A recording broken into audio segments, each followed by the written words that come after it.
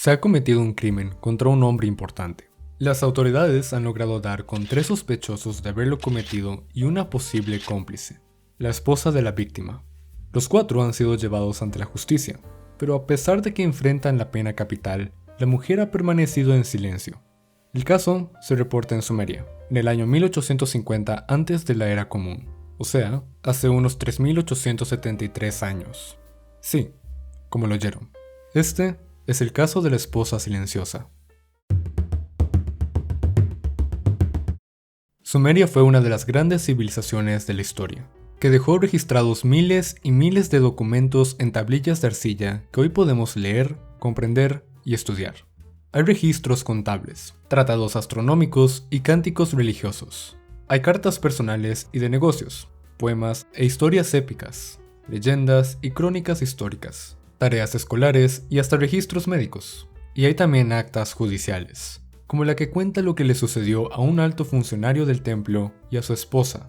Un día, hacia 1850 antes de la era común, hace 3873 años, en la ciudad sumeria de Isin, 3 hombres, un barbero, el esclavo de un jardinero y otro individuo de trabajo desconocido, le quitaron la vida a Lu Inanna, un importante oficial del templo, por razones que no quedaron registradas. El caso es que, antes de huir, sin que se supiera por qué, los 3 buscaron a Nindaada, la esposa de la víctima, y le informaron del crimen. Luego, aparentemente huyeron. Sin embargo, las autoridades de la ciudad pronto lograron atrapar a los 3 sospechosos, a quienes llevaron ante la audiencia del rey Ur-Ninurta de Isin. Pero no contentos con los sospechosos, también arrestaron a la viuda, que no había dicho nada del crimen ni lo había contado a las autoridades, por lo que la consideraron cómplice y la llevaron ante el rey, para que enfrentara su justicia. Los 3 culpables confesaron el crimen, pero Nindaada seguía sin decir absolutamente nada. El rey escuchó el extraño caso, pero en vez de actuar como juez, decidió que era necesario presentarlo ante la Asamblea de Ciudadanos de la Sagrada Ciudad de Nippur, para que actuara como corte de justicia. Sí, la Asamblea de Ciudadanos, entre los que había de todo tipo de profesiones, desde granjeros hasta oficiales del templo, y, en efecto, los 4 fueron llevados hasta Nippur. 9 hombres de la asamblea, entre quienes se encontraban un cazador de aves, un portero y un dependiente, se levantaron y dijeron lo siguiente: aquellos que han matado a un hombre no merecen vivir. Por tanto, los 3 hombres y la mujer deben ser ejecutados delante del sitial de Lu Inanna, el sirviente del templo.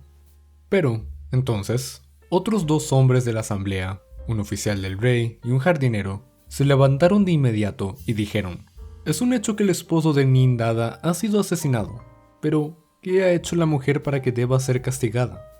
La defensa fue tomada en cuenta por la asamblea, que decidió darle la razón y por tanto sentenció lo siguiente: ¿por qué no habría de guardar silencio una mujer cuyo esposo, sabiendo que él tenía enemigos, no la protegió? ¿Ha sido ella quien le dio muerte? No. La ejecución de los verdaderos culpables será suficiente. Y así fue como Nindaada fue liberada y los otros 3 enfrentaron la pena capital.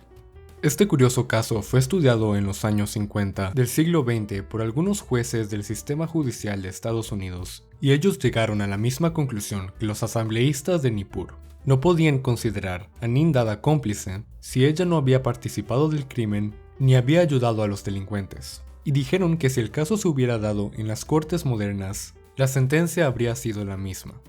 La vida en Sumeria era sofisticada y es obvio que se tomaban en serio las investigaciones policiales y los casos judiciales. Y también lo hacían con otras materias de la vida, como la medicina, pero esa es otra historia.